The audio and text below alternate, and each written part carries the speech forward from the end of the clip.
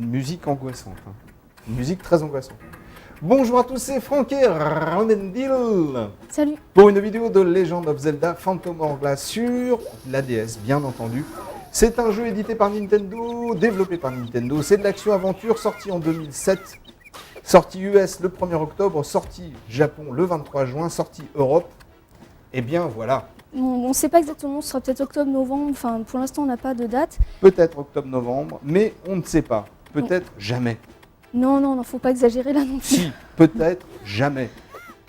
Eh ben, dans ce cas, raison de plus pour voir ce que ça donne sur la version japonaise du jeu. J'aime bien angoisser tout le monde. Alors, jamais vous n'aurez du Zelda, jamais, jamais. Tiens, on va rentrer dans un temple pour commencer voir un petit peu les nouveautés de cet épisode. Il y en a beaucoup. Ouais, vraiment. Donc comme ça, on va voir concrètement ce que ça donne au niveau du maniement. Parce que comme on le sait, c'est l'une des choses qui change le plus. Puisque c'est le premier épisode sur DS. Ouais. Et donc, comme c'est sur DS, tout est jouable entièrement et exclusivement au stylet. Ça veut dire que pour me déplacer, là je dirige Link au stylet, je ne peux pas le faire à la croix directionnelle. Et pour frapper, alors je peux donner un coup comme ça d'épée. Ou alors je peux, là il n'y a pas de cible, mais quand j'ai un ennemi, j'ai qu'à cliquer dessus et je peux foncer sur lui directement. Je peux aussi faire une fente vers l'avant. Et vraiment, excuse-moi, je te coupe la parole, mais vraiment au stylet ça le fait? C'est hyper jouable, il n'y a vraiment aucun problème. Bon, il faut tâtonner un petit peu au début peut-être, ou à chaque fois qu'on acquiert un nouvel objet. Mais c'est vraiment hyper jouable. Là par exemple, on va voir que j'ai activé un mécanisme. Un mécanisme, comme tu es fort. Ouvrir ma... Non, je crois que tu abuses un peu là quand même. J'ouvre ma barre d'objets pour sortir le boomerang. Ah. Et là, attention, je vais manuellement dessiner le trajet du boomerang. Tiens, pour montrer que ça marche, je peux faire n'importe quoi. Et ensuite... on peut faire ça? Ah ouais, sauf que là, j'ai plus assez de distance. Mais bon, c'est pas grave, on va recommencer. Tu vois, il suit exactement le trajet que tu as imposé. Donc si je veux le faire proprement, je vais directement à l'interrupteur. Alors là, j'ai dû heurter. Allez, lance ton boomerang. Attends. Voilà. Et donc tu vois, ça m'a permis de passer. Donc l'intérêt, c'est que là, maintenant, le boomerang, on peut maintenant l'utiliser de façon beaucoup plus complexe. Et c'est un petit peu pareil pour d'autres objets. Ah, fais attention, tu viens de te faire électriser. Là, tu vois, comme je te disais à l'épée, j'ai cliqué dessus pour foncer dessus directement. J'aurais pu m'approcher et donner un coup. J'ai aussi l'attaque tournoyante. Donc, en fait, on retrouve toute la panoplie des coups classiques de Link, mais utilisé avec le stylet. Et c'est très, très intuitif. Je pense que c'est finalement peut-être le plus accessible de tous les épisodes qu'on a pu voir. Donc, c'est pas plus mal. Bah, tu m'étonnes parce que moi, je suis relativement fan de la DS. Je connais pas bien Zelda. Et je sais que tu m'en veux horriblement. D'ailleurs, j'ai retrouvé les pneus de mon scooter crevés. Je suppose que c'est toi qui m'en voulais tellement. Non. Par contre, alors là, je vais te montrer un truc encore plus subtil. On va se placer ici et on veut baisser les blocs. Ouais. Alors maintenant, on est trop loin pour utiliser le boomerang, donc on va utiliser les bombes à mobiles. Tête de chat. Les bombes téléguidées, à tête de chat ou de je sais pas quoi. Et tu vois, la vue me montre le plan et je vais tracer manuellement le chemin de ma bombe.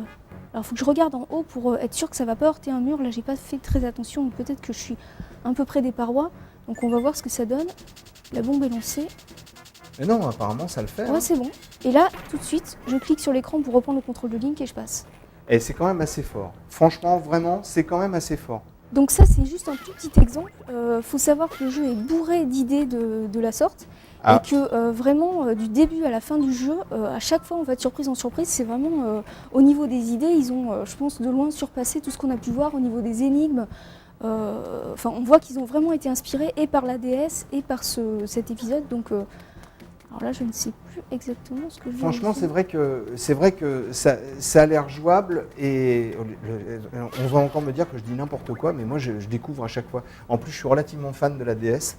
Donc, pour une fois qu'il y a un jeu qui s'utilise vraiment au stylet, qu'est-ce que tu voulais me faire voir? Oh oui, là, en plus, il est funambule. Ouais, je suis montée sur un petit pic et je vais utiliser l'arc. Alors l'arc, c'est pareil, c'est hyper précis parce que je vais viser manuellement l'endroit exact où je veux tirer. Donc là, comme je suis à la même hauteur que le mécanisme, je peux le viser et continuer. Donc... Tu tires à l'arc.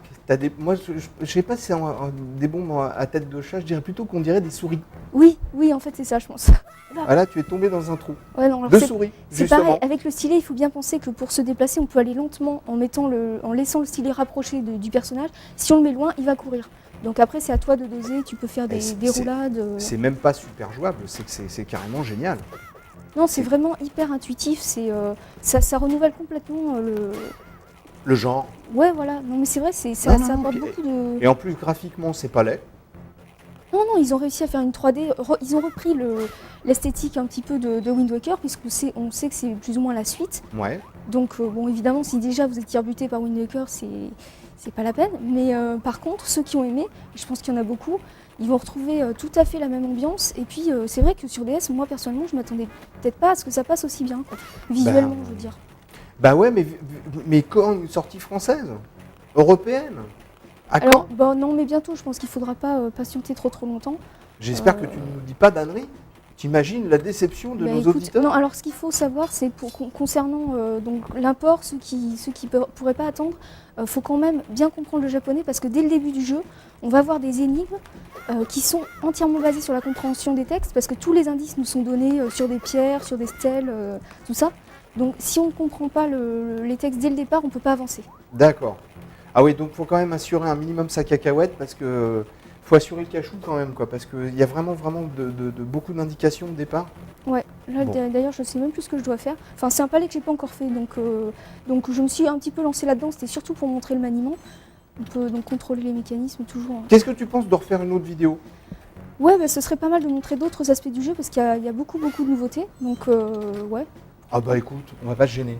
Ça s'appelle donc Legend of Zelda Phantom Hourglass. C'est dur à prononcer pour moi, ce genre de choses. Édité et développé par Nintendo, c'est de l'action-aventure sortie en France en 2007 aussi sûrement, mais on sait pas quand. Mais en 2007, mais on sait pas quand. Ouais, Mais en tout en cas, 2007. on a au moins la date de la version US, donc ça permet déjà de se faire une idée, de savoir exactement. Ouais, ça sera peut-être en décembre, ça serait bien pour Noël. Ouais, ben. Comme Moi, cadeau je de pense. Noël. Oui, non, mais je pense vraiment qu'il sera disponible pour Noël. Ça, c'est. Enfin, ce serait dommage que Nintendo passe à côté de ça. Bah, j'espère surtout que Nintendo. Enfin, pour Nintendo. Oh, voilà, comment tu te libères de ce bloc de glace. C'est impressionnant. Bon, allez, on va vous laisser les petits cocons. On vous remercie beaucoup d'avoir regardé cette petite vidéo. On vous en prépare une autre et on vous dit prenez soin du requin. À bientôt. Ciao, salut. Salut! Salut. Je le fais bien. Salut. Tu réagis pas. C'est fou. Non, mais je suis trop concentrée là, tu peux pas me déconcentrer. Pas possible.